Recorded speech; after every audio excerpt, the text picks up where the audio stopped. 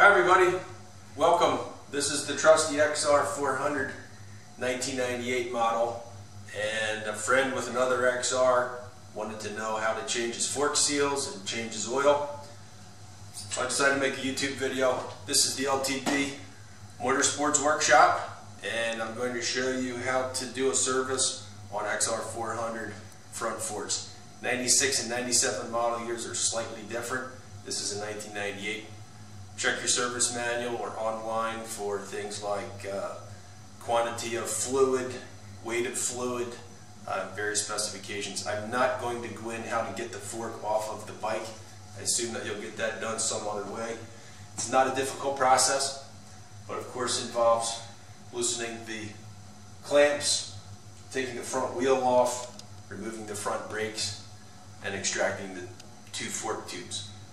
So I'm going to show you how to disassemble the fork, drain the oil, clean it, change the fork seals. On this bike, the fork seals were leaking and the fluid was due for servicing.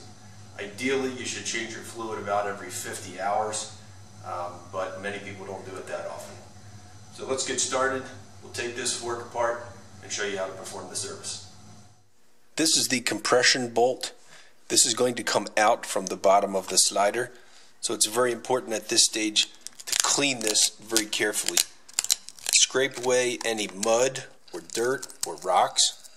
Use a little bit of carb cleaner and get this completely clean so that we can disassemble it. I assume you already have the forks off of the bike and you have them on the workbench. The first step is to remove the bellows.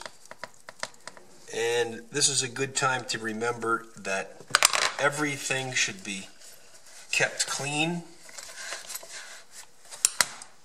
and on the internals, hospital clean wherever possible.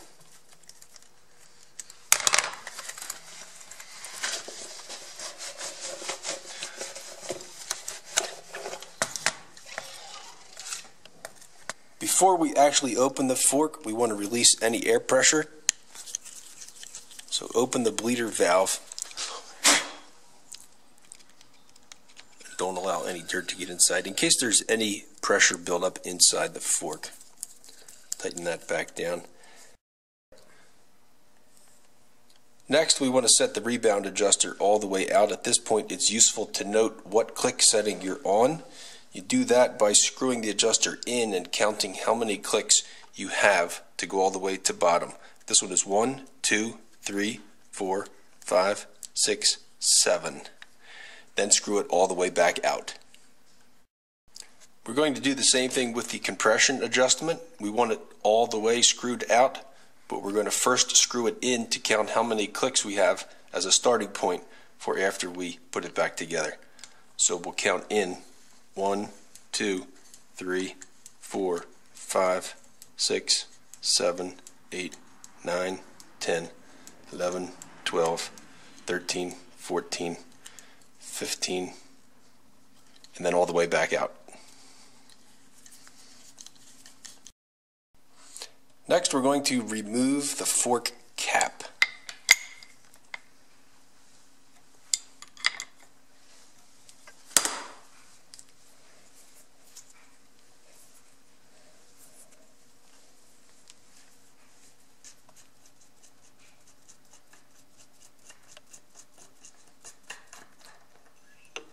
And then lower the fork tube into the slider. This is the spring and its seats. Next, we're going to remove the fork cap by holding the rod and loosening the fork cap. Push the spring down if necessary and hold the rod with one wrench. Use another wrench to loosen the cap and screw it off. Take the cap and set it aside on a clean paper towel. Keeping everything clean is going to be very important, along with any spacers and the washer if you have one. Okay, we're going to pull the internal components out. You're going to need an oil pan and a place to put them. I like to take the spring let it drip, and let it rest in a trash can. This is a clean trash can with a clean bag. Then you can lower the slider down, and it's full of oil inside. We're going to have to dump the oil out. Alright, we're going to dump out the oil. Keep hold of the tube because the fork tube can slide in here. Dump out the oil. And pump the fork tube up and down. There's the rod inside. Pump it slightly to release the oil and drain out as much of the oil as possible. Then pump the rod to get any oil out of it as well.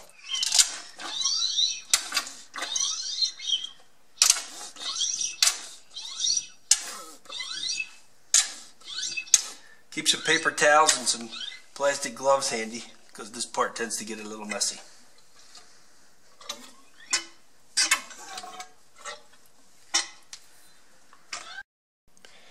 It's useful to secure the fork leg in a vise because we're going to take off the compression bolt, and you frequently have to hold the inner cartridge with a special tool.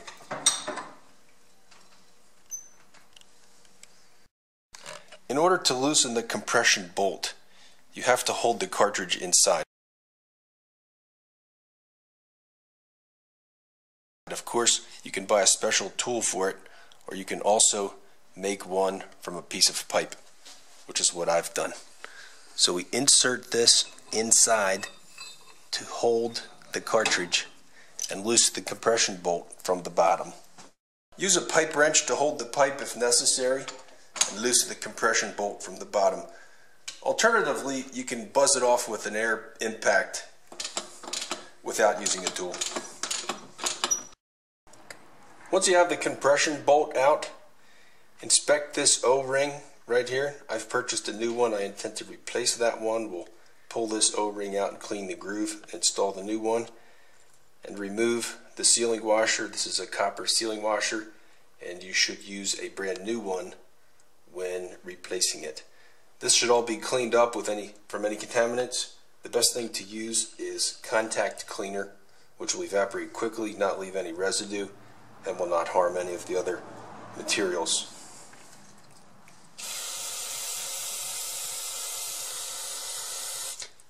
Because this is going to get thread locker on it, be sure that this is very clean and ready for reassembly. Bolt out, the cartridge is free to come out, so carefully remove the entire cartridge. Set it aside to drain. Next, carefully pry out the dust seal. Give it a gentle tap with a hammer, this way if necessary, being careful not to ding up the slider.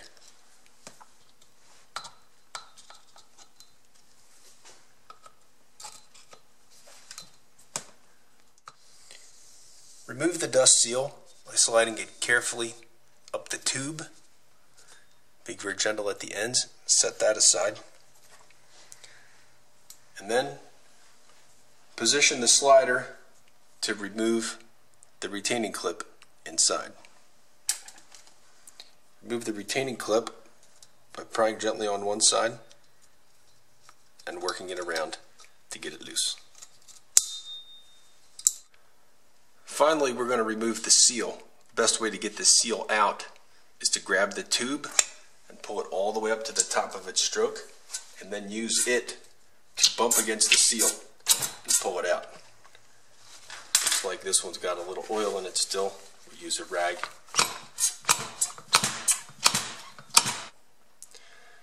The seal will come out on the bottom of the tube,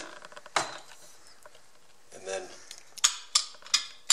you can pull out the bushing and the ring from the top of the slider. Finally, we'll remove the oil lock piece from the bottom. That sits at the bottom. It tends to get a little dirty. We'll clean that up nicely before it goes back in. And now we're ready to clean everything before it goes back together. Use a little contact cleaner, some very clean rags, carb cleaner inside there, but but be very careful not to scratch any of the metal surfaces. Don't poke a screwdriver in there. Use something soft and clean it out very well. Remove the old oil seal by sliding it up to the top and setting it aside. This is a good time to inspect the fork tube itself. Look very carefully in the region where the tube slides against the seal and inspect for any nicks. If you find any nicks from rocks or things, the best thing to do is take some 600 sandpaper and sand this way, not up and down, which will tend to cause it to leak more. Sand across and take out any scratch or nick that's in there. And then very carefully clean that with oil and rags until you get absolutely no metal coloration on your rag. Inspect this very carefully. Check it with your fingernail if you suspect a ding. That's a good way to feel it. Make sure it's all clean inside and out. Also inspect your bushings, all these bushings, and make sure that you have no discoloration and that the coating is not worn through. If you have discoloration or the coating is worn through, simply replace this bushing with a new unit. We're going to start reassembly by making sure that all components are lubricated with fresh oil. And the first step is to insert the cartridge into the fork until it comes out at the bottom. Next, take the oil lock piece, place it on the bottom of the cartridge, and insert it into the bottom of the fork. Lubricate the bushing and insert this into the slider.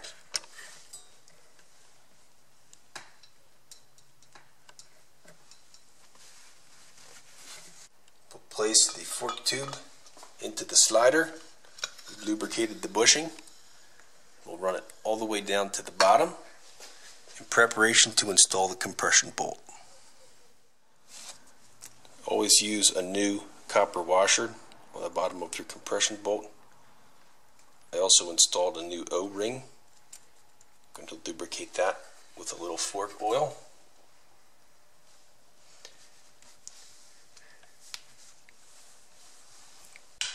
Honda recommends thread locker on the compression bolt.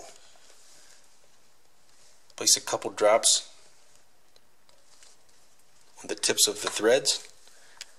We're going to thread this into the cartridge, finger tight, and we'll tighten it later with the tool.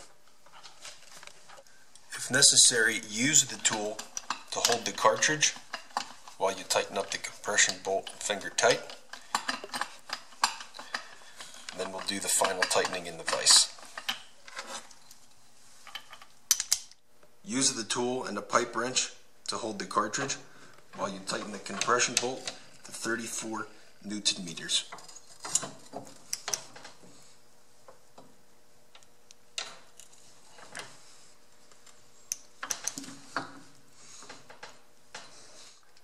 Lubricate the upper seal with some clean fork oil. Install that on the tube. Then install the washer, bevel side down on top of that. The one special tool that you really need to do this job is a fork seal driver or something close to it. This is one that I had a friend make in a machine shop. You use that to press the bushing down into place. Next will come the oil seal. Lubricate the oil seal with some grease. Use a piece of a plastic bag over the top of the fork to protect the delicate seal as it's installed. Make sure you orient it the correct direction. This is a moose seal. It has a double lip that faces down. Work it on gently. Slide it down into position.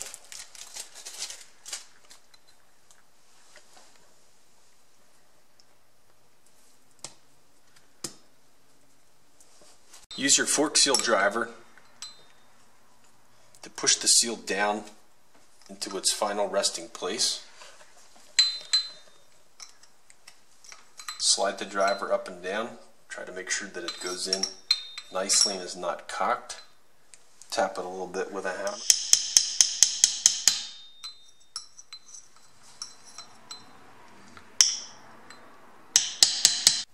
The seal doesn't jump and bark when it gets into position, but what you want to do is drive it down or tap it down far enough to reveal the groove that the snap ring rides in.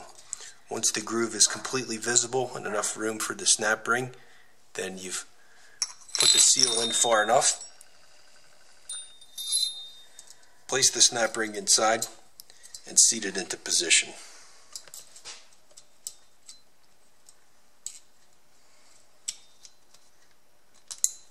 Visually inspect the snap ring to make sure that it is clearly snapped completely into place. In the same way, grease up your dust seal. Slide that down over your plastic into position. I used Moose Racing oil seals, but I prefer the Honda dust seal. So I'm installing that. It's all metal, and once it's in position, tap it very gently until it's fully seated.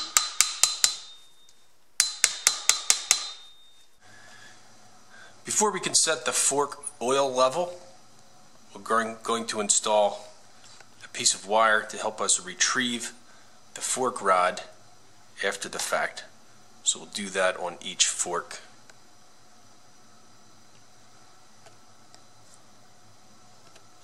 I like to position the forks in a trash can because it helps to hold them vertically. Our next step is to add oil.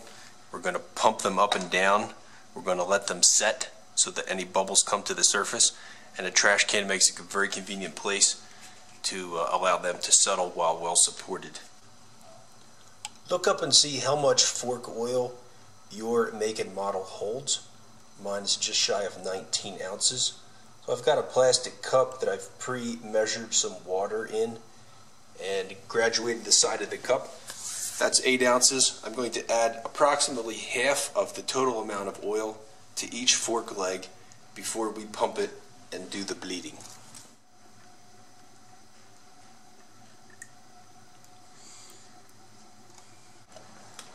With half of the oil in the fork, we'll raise the tube to its limit and all the way back down 10 times in order to pump the fluid through the system.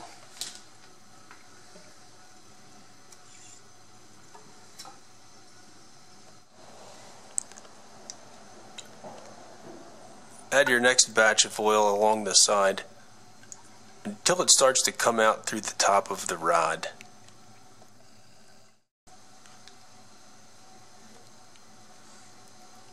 Pump the fork tube up and down 10 more times, and then grab the rod and work it up and down 10 times. If a little oil comes out the top, just let it run straight back down inside.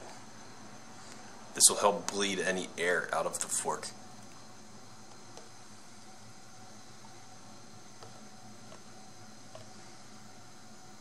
That's how your rebound dampening works right there.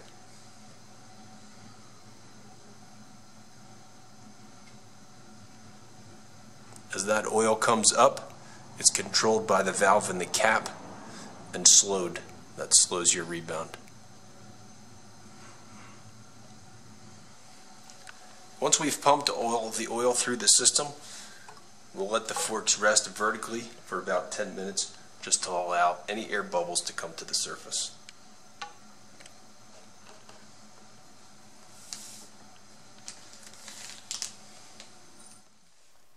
Continue to add fork oil up to approximately the level specified in your manual, a little bit short. Then the final step we'll use to set the level is with a hose such as this. 4.6 inches is the specification for this 98 Honda XR400, and that's the distance from the top of this fork to the oil level. I've made a mark here on the tube. You position that at the very top and then use that to judge the oil level. You can blow into the tube or suck a little oil out with that tube to set it exactly at the correct level. Now that our fork oil level is set, we're going to install the spring, thread through the wire that we set earlier.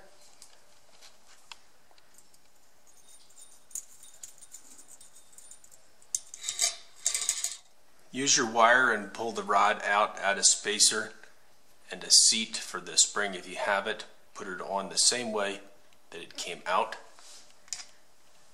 And now thread the cap onto the rod, making sure the lock nut is bottomed all the way down. We'll screw it all the way down, then hold the rod and torque the cap to 23 Newton meters.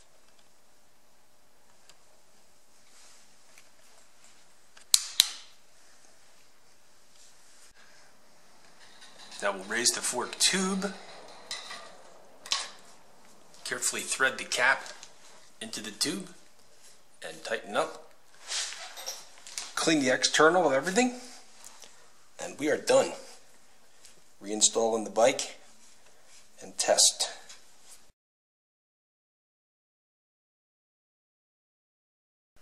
In order to get the compression bolt off of the bottom,